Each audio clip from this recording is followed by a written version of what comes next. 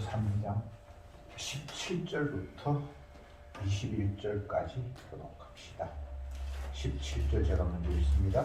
형제들아, 너희는 함께 나를 본받으라. 또 우리로 본을 삼은 것 같이 그대로 행하는 자를 보이라.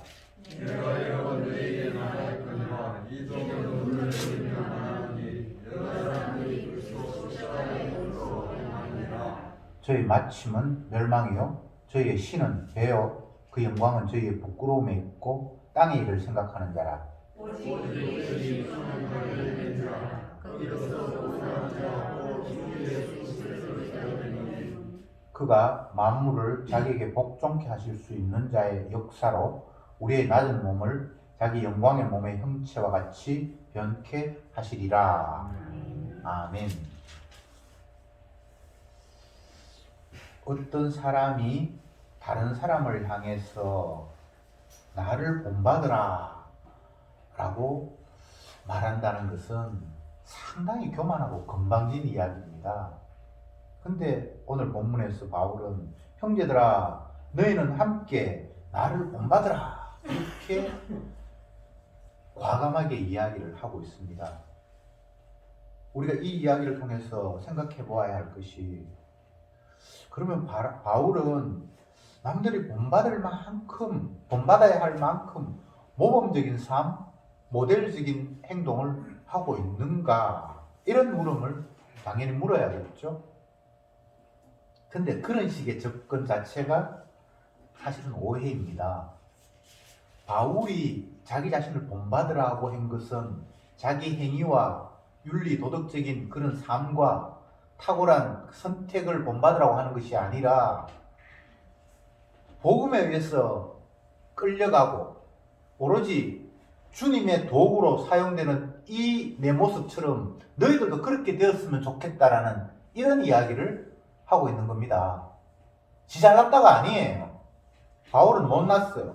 그래서 자기는 주님을 핍박했다고 이야기하고, 내가 죄인 중에 괴수라고 이야기하고, 내가 이렇게 은혜를 받아서 하나님의 능력으로 엄청난 일들을 하고 있음에도 불구하고 내 마음속에는 날마다 육의 욕망에 풀풀 끓어오른다라고 자기 자신을 이야기하고 있어요. 결코 자기 자신이 대단한 사람이라고 말하지 않아요. 단 나는 주님의 능력에 사로잡혀서 십자가 종으로 끌려가고 있고 내가 원치 않는 곳으로 이끌려가고 있는 이 삶이 너무나 고귀하고 너희들도 다 이렇게 되었으면 좋겠다라는 차원에서 나를 본받으라 라고 이야기할 수 있어요. 이야기를 해요.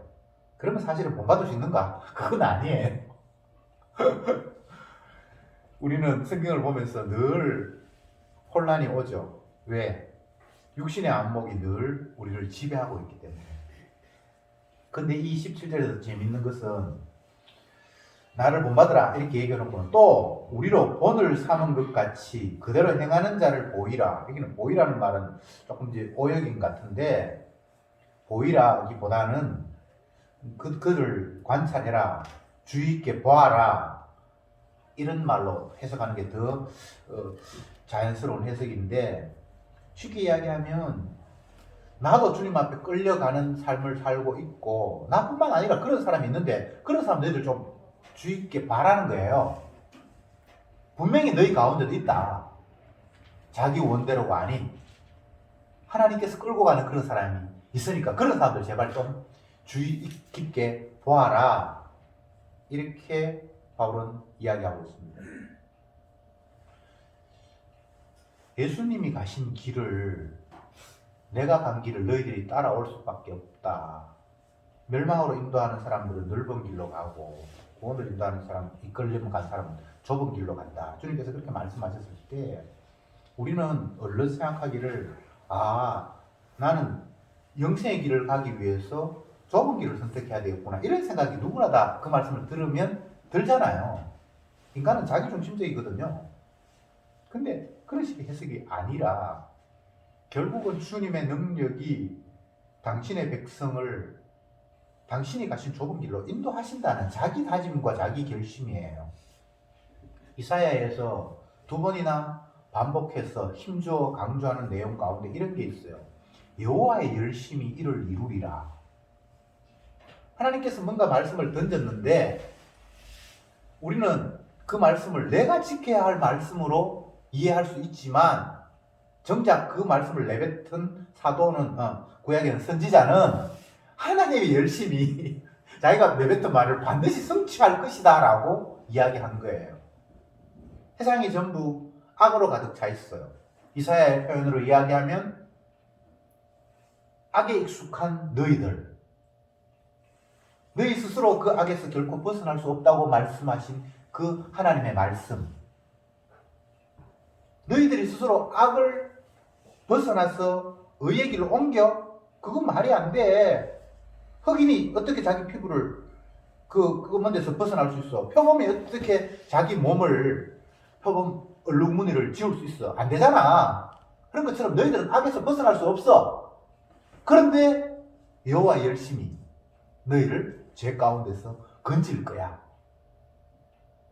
그러니까 주님의 말씀은 우리가 지키는 게 아니에요. 구원을 우리가 따내는 게 아니에요. 하나님의 말씀을 우리가 지키는 게 아니에요.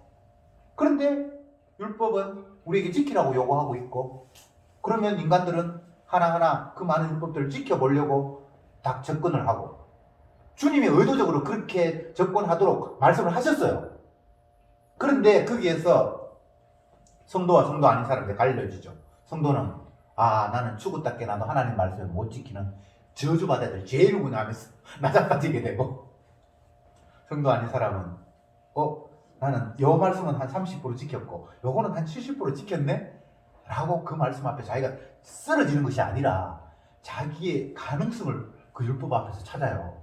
멸망받을 사람들은 성경 말씀 보면서 가능성을 찾는다니까? 그래, 그건 영원히 자기 스스로를 부정하지 못하는 그런 쪽으로 계속해서 흘러가요. 그러나 은혜 받아야 할 성도는 그 말씀 앞에 나자빠져요. 와, 이게 내가 어떻게 이걸 지킬 수 있단 말이야. 처음에는 지킬 수 있다고 생각하면서 접근을 해요. 근데 주님의 은혜가 임하면 그 앞에 다 나자빠지는 거예요. 주여, 나는 천하의 죄인입니다. 죄인 정도가 아니라 죄가 나를 아예 끌고 갑니다. 내가 죄를 짓는 것이 아니라 아예 나는 죄 지어서 잉태해서 내 자체가, 덩어리가 죄입니다라는 사실을 하나님의 말씀 앞에서 깨닫게 되는 거예요. 바울의 그런 깨달음을 성도들 향해서 너희도 좀 이렇게 됐으면 좋겠다라고 지금 나를 본받으라고 이야기하고 있는 거예요. 행위 본받는 거 아닙니다. 바울처럼 복음 전하다 옥에 갇히는 거 본받으라는 이야기도 아니고, 복음 앞에 비춰진 내 모습은 그 덩어리 자체가 죄악이고 이 내 몸을 내 스스로 어떻게 할 수 없고, 그래서 결국은 주님이 이 더러운 나를 위해서 죄 없으신 그분이 속죄의 피를 흘려야만 그것이 나에게 의가 된다. 너희들도 이렇게 주님 앞에 의를 덧입는 자가 되었으면 좋겠다라고 말을 하고 있습니다. 18절에 내가 여러 번 너희에게 말하였거니와 이제도 눈물을 흘리며 말하노니, 여러 사람들이 그리스도 십자가의 원수로 행하느니라. 자기를 본받으라고 얘기해놓고는 많은 사람들이 십자가의 원수다, 원수처럼 행동하고 있다, 이렇게 말을 했습니다. 십자가의 원수는 어떤 모습일까요? 앞 구절에서 드러나는 표면적인 모습은 율법주의자, 손할례당, 마치 할례를 행해야 되고 안식일을 지켜야 되고 율법의 조항들을 준수해야만 하나님 앞에 영광을 얻고 구원을 얻을 수 있다는 그런 생각, 율법에 매여 있는 그런 사람들, 율법주의자라고 하는데, 그런 사람들이 바로 십자가의 원수라는 거예요. 율법은 지켜서 의롭게 되고 그것 때문에 하나님 앞에 인정받는 것이 아니라 율법 앞에 내가 죄인이라는 것을 깨닫게 하는 것이 율법의 원칙인데, 이 손할례당 이런 사람들은 행했다라고 그것을 점수를 자꾸 매기는 거예요. 그게 손할례당이에요. 율법주의자들이에요. 그게 십자가의 원수예요. 하나님 말씀 지켰다 그러고 말씀 순종한다 그러고, 자기는 그 말씀 앞에서 서기관 바리새인들은 말씀을 지켰다고 생각하고 세리 상기들은 말씀을 못 지켰다고 생각하면서 그들과 자기를 차별을 두면서 점수를 높이는 그런 사람들이 십자가의 원수라는 거예요. 십자가 앞에서 누구도 점수를 단 1점이라도 맞을 수 있는 사람은 없습니다. 율법은 모두를 빵점으로 만드는 목적으로 우리 앞에 제시된 거예요. 그런데 그 율법을 가지고 점수를 매기면서 너는 빵점, 나는 50점 이렇게 생각하는 사람들이 십자가의 원수라는 거예요. 오늘날도 수많은 사람들이 이런 식으로 율법을 이해하고 있습니다. 저 사람은 맨날 일요일마다 어디저리 돌아다니노. 말씀 지켜야지, 안식일 지켜야지. 그 사람이 십자가의 원수예요. 물론 뭐 돌아다니는 사람을 잘했다고 이야기하는 건 아니고요. 그런 식으로 평가를 하는 것 자체가 십자가의 원수라는 거예요. 그리고 한쪽 더 있습니다. 십자가의 원수가. 이제 주님께서 우리를 구원하셨으니까 이미 구원 얻었는 거 내 마음대로 살지 뭐. 그런 모습. 반율법주의자. 이거는 뭐 반도덕주의자라고 할 수도 있는데 뭐 도덕이라는 말이 뭐 적합한지 모르겠습니다만 어쨌든 지 마음대로 살아도 되겠네. 그런 생각하는 거. 바울이 로마서 6장에서 한번 찾아봅시다. 추구에도 제가 썼습니다만 1절 로마서 6장 1절에 같이 읽어봅시다. 시작. 그런즉 우리가 무슨 말을 하리요? 은혜를 더하게 하려고 죄에 거하겠느냐? 이것은 앞부분에서 5장 끝부분에서 바울이 하는 이야기가 죄가 더한 곳에 은혜가 넘친다라고 이렇게 얘기를 했거든요.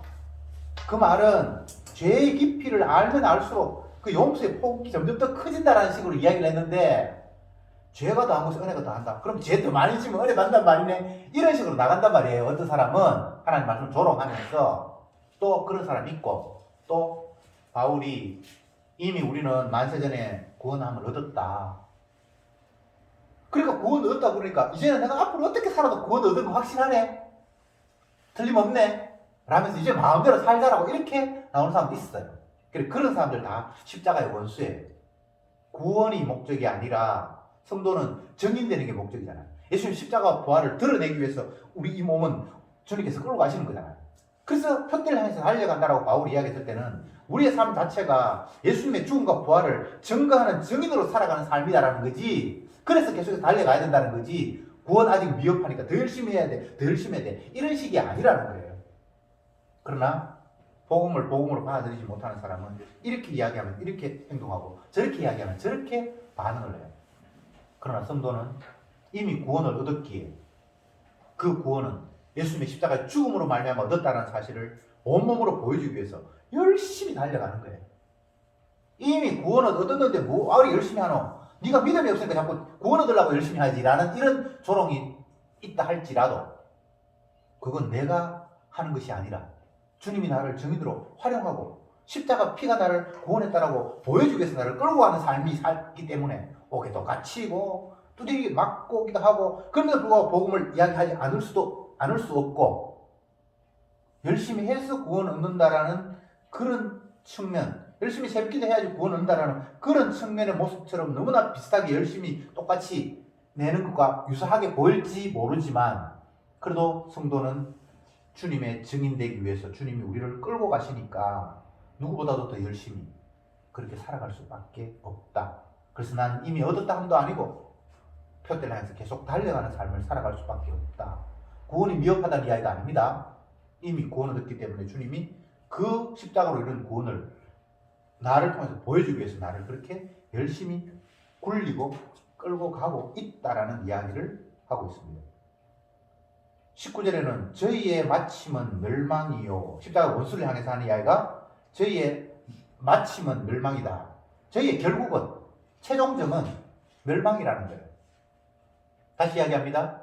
십자가의 원수는 십자가 앞에서 죄인인 줄 깨달아야 되는데 그렇게 깨닫는 것이 아니라 율법 율법 주셨으니까 지켜야지. 너희들은 하나님의 율법을 네 마음대로 안 지키고 어기면서 구원 얻었다라고 착각하고 있네. 이런 식으로 이야기하는 율법주의자들, 행위주의자들, 해야 한다라는 사람들, 그런 사람들. 또 반대로 이미 구원 얻었으니까 이제 마음대로 살아도 되겠네 라고 하나님의 말씀을 주님께서 주신 복음의 자유를 내 육의 자유로 전환시켜버리는 자들. 이들 모두가 십자가의 원수들인데 이들은 결국은 마지막은 멸망이요, 지옥이요, 저희의 신은 배요. 저희들이 섬기는 건 결국 지 육신이라는 거예요. 배라는 것은 우리 육의 대표적인 거예요. 맛있게 먹어야 되고 배가 불러야 되고 배고프면 안 되고 이게 다 내가 신이 된 모습이잖아요. 여기서 배라고 표현한 모습은 육의 욕망 전체를 표현한 거예요. 하나님의 말씀이 내 육신의 욕망을 채우는 쪽으로 가니까 이게 선악과 당고 신이 된 모습인데, 이렇게 십자가의 원수들은 자기를 대우하고 살 수밖에 없다. 그 다음에 그 영광은 저희의 부끄러움에 있고, 정반대죠, 그죠? 찌는 그 육의 영광이라고 생각하는데 그게 사실은 부끄러움인 거예요. 바울이 율법주의자들이 이런 것 저런 것을 자랑하는데 그런 차원에서 생각하면 나도 자랑거리 많다. 나는 난지 8일 만에 할례도 받았고 베냐민 지파고, 베냐민 지파가 옛날 사울 왕 됐던 지파예요. 베냐민 지파고 히브리인 중에 히브리인이고, 율법으로는 너희들 수준에서는 내가 흠이 없다. 완벽하게 나름대로 지켰다. 너희들 수준에서 십자가 앞에서가 아니고 너희들 수준에서. 그렇지만 복음 십자가 앞에 깨닫고 보니까 내 그 자랑거리가 다 배설물이다. 똥오줌이다. 그렇게 이야기한 것처럼 그들은 부끄러움을 갖다 영광으로 생각하고 있다는 거예요.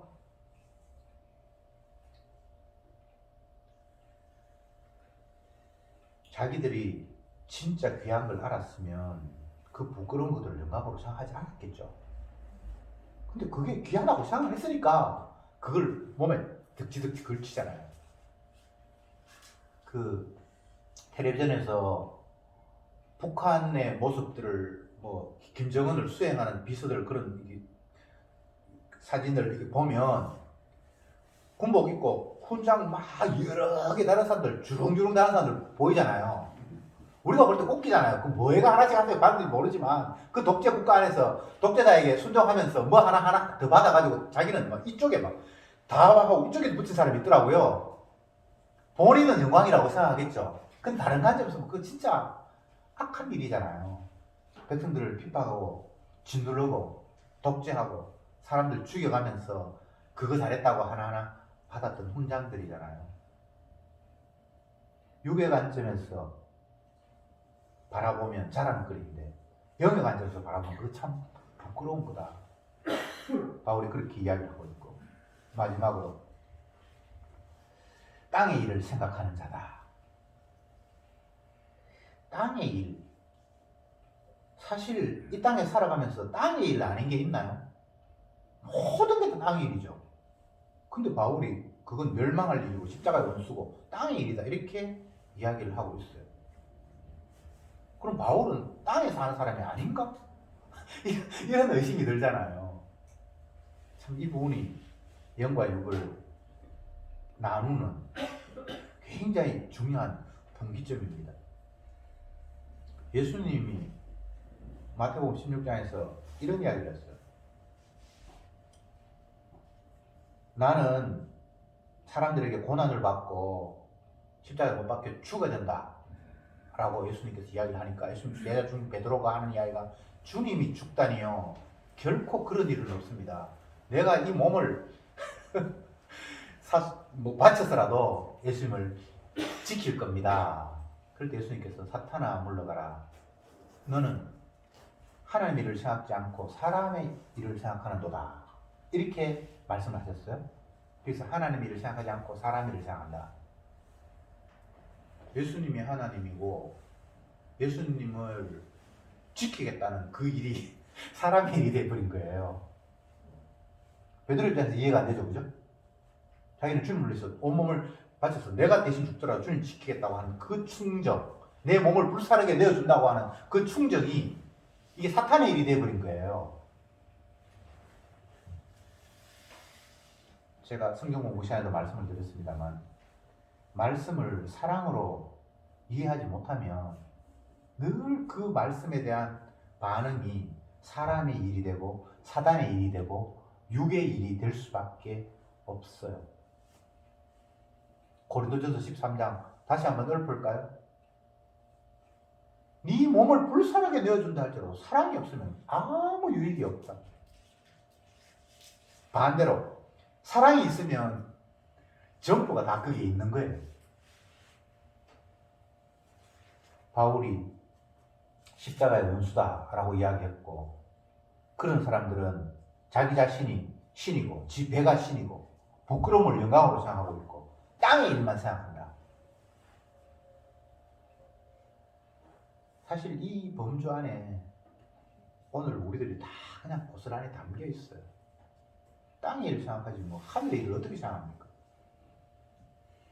주기도문에서 하늘의 뜻이 땅에서 이루어진 것처럼 이렇게 내용이 있는데, 정말 우리가 그런 마음을 가지고 기도하는, 간구하는 내용은 없잖아요. 무엇을 마실까, 무엇을 입을까, 무엇을 마실까, 입을까, 그런 그 말고는 사실은 기도하는 내용이 없잖아요. 내 가정 말고 이 나라를 위해서 기도하고 민족을 위해서 기도하면 그게 하늘의 일이 됩니까? 그것도 역시 땅의 일이잖아요. 맨날 자기 출세만 기도하고 지잘되기만 기도하고 하는데, 그렇게 하지 말고 좀 인류를 위해서 기도해라. 그게 그거예요. 하나도 차이가 없어요. 그게 다 땅의 일이에요. 우리는 육을 가졌기에 땅을 단 한순간도 벗어날 수 없고, 땅의 일을 생각하는 것 말고 다른 걸 생각할 수 있는 능력 자체가 없어요. 근데 바울이 그걸 책망하고 있죠. 그럼 어쩌란 말입니까? 우리 힘으로 안 돼요. 성경은 어떤 상황에서도 우리가 이룰 수 있거나 피할 수 있는 방법은 없어요. 그냥 우리가 죄인이라는 이야기입니다. 너희들은 멸망받아야 마땅하고 너희들은 십자가의 원수라는 이야기입니다. 이 이야기는 바울이 빌립보 교인들에게 편지를 하면서 옥에 갇혀서 기뻐하라고 이야기하고 오만 이야기를 다 하는데, 너희들이 바로 십자가 원수 아니냐? 너희들이 땅에 일만 생각하는 사람 맞지? 그런 이야기를 지금 신랄하게 공격하고 있는 거예요. 근데 이게 주님의 사랑이에요. 위로하고 격려만이 사랑이 아니라 너희들이 얼마나 완악한지를 깨달아야 된다라고 다가가는 것이 정말 주님을 향한 사랑이에요. 예수님이 하신 이야기가 이 독사의 새끼들아 오만 이야기를 다 하시는데, 그게 자기 백성을 향한 사랑이에요. 그게 은혜가 있는 사람들에게는 진짜 자기의 본 모습을 적나라하게 깨닫게 하시는 너무나 고귀한 이야기예요.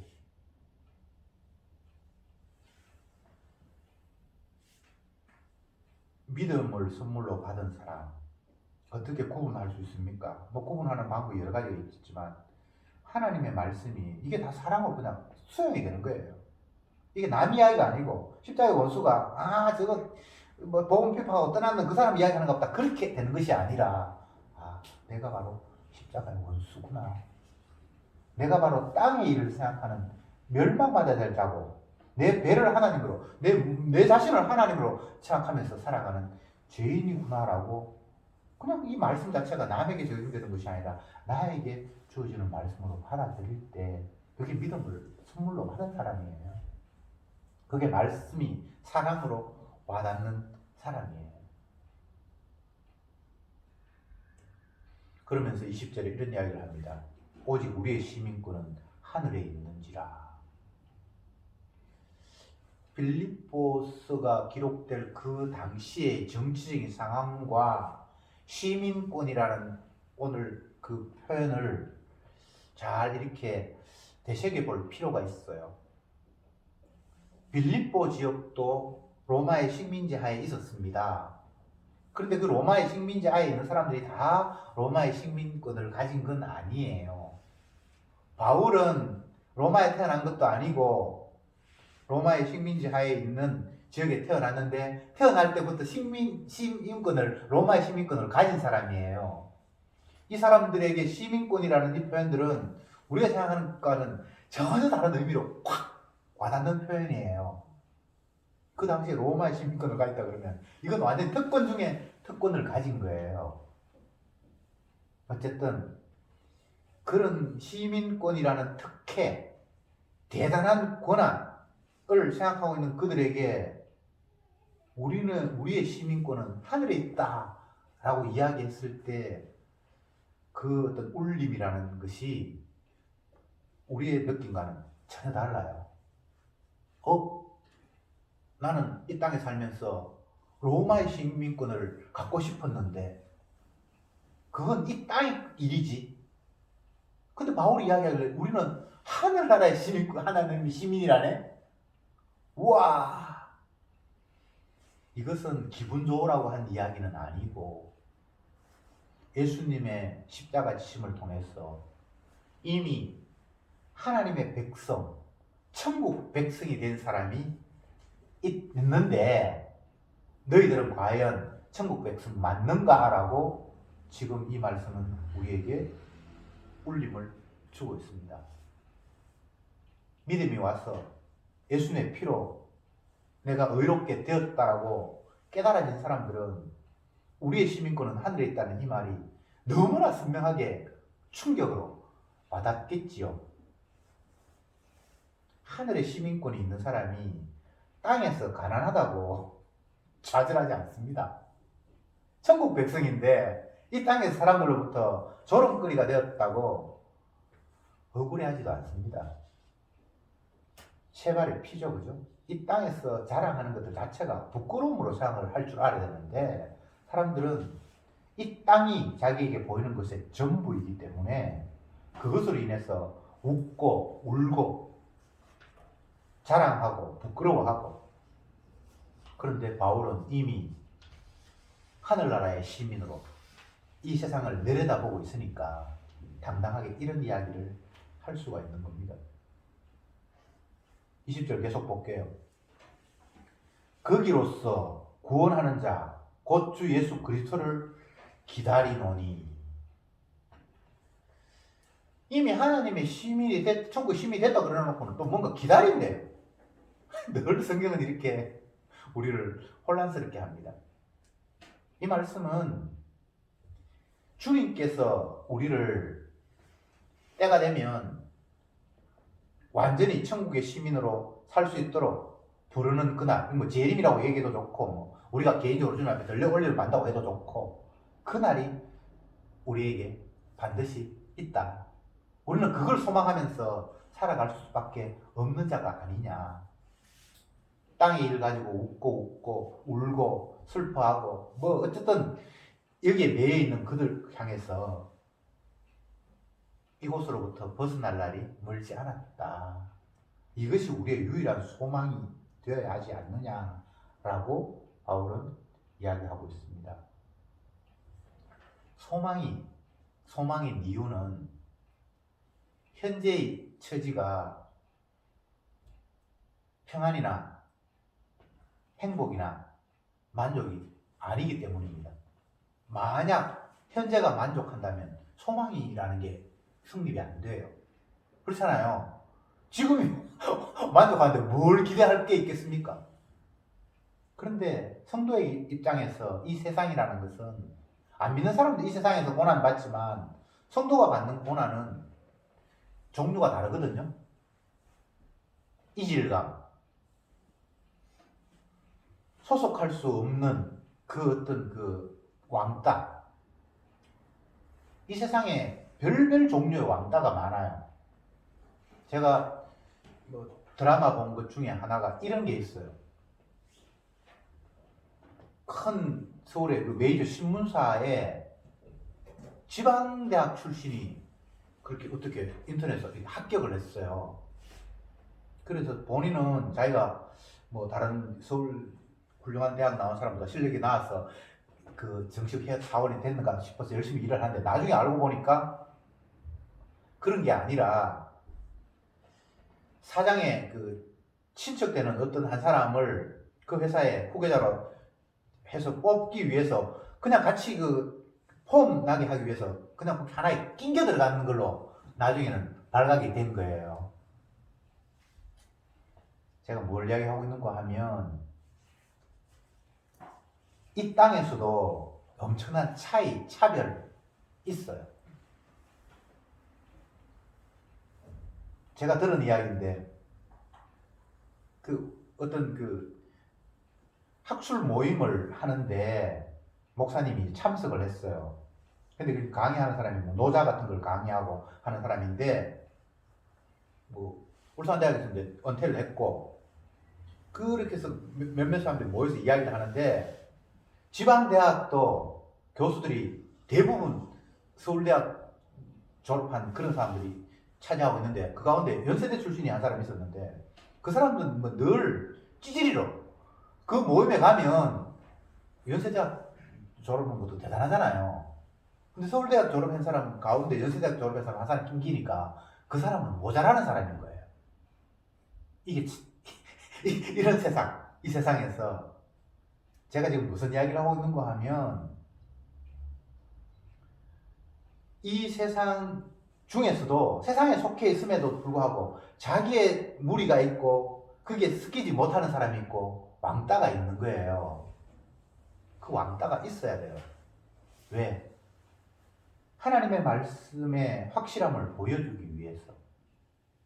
성도는 이 땅에 몸담고 있지만 이 땅에 소속된 자가 아니라고 주님 말씀하셨고, 너희는 땅에 머물러 있지만 하늘에 속한 자라고 이야기했잖아요. 그러니까 이 왕따 되는 게 너무 당연한 거예요. 내가 왕따 나고 싶어서가 아니라 뭔가 뭐 다른데 뭐. 제가 지난번에 군계 일학이라는 말도 했는데, 까만 사람들이 모여있는 나라에 하얀 사람이 하나 있으면 그냥 그거는 뭐 별 볼 일 없는 거예요. 하늘에 시민권이 있다. 너희는 땅에 속한 자가 아니라, 땅에 비록 머물러 있지만 땅이 네 소속이 아니라 네 소속은 하늘에 있다라고 주님께서 말씀하셨을 때, 정작 하늘에 속한 자는 이 땅이 지집이 아니니까, 자기 소속이 아니니까 뭔가 지금 뭔가 아우 안 맞아. 다른 사람들하고 만나서 이야기하는데 보니까 이게 뭐 내 관심사도 아니고, 근데 나는 또 뭐 그게 중요하다고 생각해 이야기하는데 다른 사람들은 그걸 완전히 개똥 취급하고, 이런 식으로 차이가 날 수밖에 없는 거예요. 하늘에 속한 자의 상황이에요. 그러니까 이 땅에서 핍박받는 것이 성도에게는 즐거움이죠. 오히려 내가 멸망할 세상에 속하지 않았다라는 것에 대해서 오히려 안도를 할 수가 있잖아요. 마지막 들어보겠습니다. 그가 만물을 자기에게 복종케 하실 수 있는 자의 역사로 우리의 낮은 몸을 자기 영광의 몸의 형체와 같이 변케 하시리라. 만물을 자기에게 복종케 할 능력이 있는 자. 앞부분에서 이 땅의 모든 피조물들이 예수님 앞에 무릎을 꿇고 그 이름으로 주로 시인하게 하신다라고 말씀을 하셨는데, 만물을 자기에게 복종할 수 있는 능력이 있는 그분이 결국은 우리의 천한 몸, 낮은 몸을 영광스러운 몸으로 바꾸실 거다. 이게 사실은 성도에게 소망이잖아요.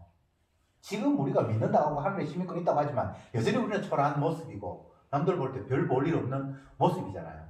항상 죄의 유혹 앞에 우리 자신이 넘어질 수밖에 없고, 그런데 주님이 그런 나약한 자를 온 세상을 자기에게 복종할 수 있는 그 능력으로 우리를 바꾸신다라고 말씀하시는 거예요. 성도의 소망은 자기 자신을 바라봄이 아니라 주님의 약속이에요. 주님이 그렇게 하시겠다고 말씀하시네. 그게 믿어지니까 완전히 힘이 나는 거예요. 말씀, 약속하심, 그것 외에 성도가 다른 희망이 있다고 하면 그건 성도 아니에요. 내 처지가 괜찮다, 내가 앞으로 잘할 수 있다, 이게 희망이 될 수가 없어요. 우리는 잘할 수 없어요. 실패해도 다음 실패를 이제 안 하는가? 세상에서는 그게 가능하다고 말하지만 복음안에서는 그게 불가능하거든요.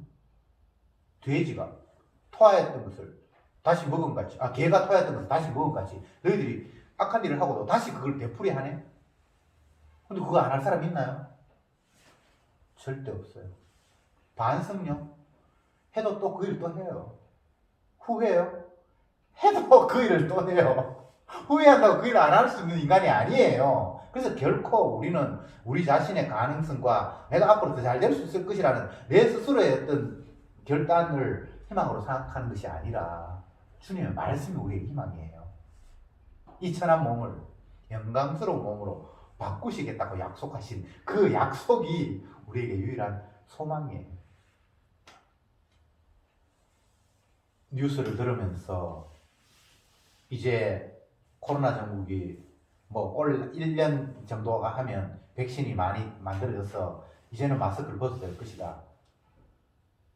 이스라엘은 65% 백신 맞았는데 오늘부터 마스크 안 써도 된다고 선포했더라.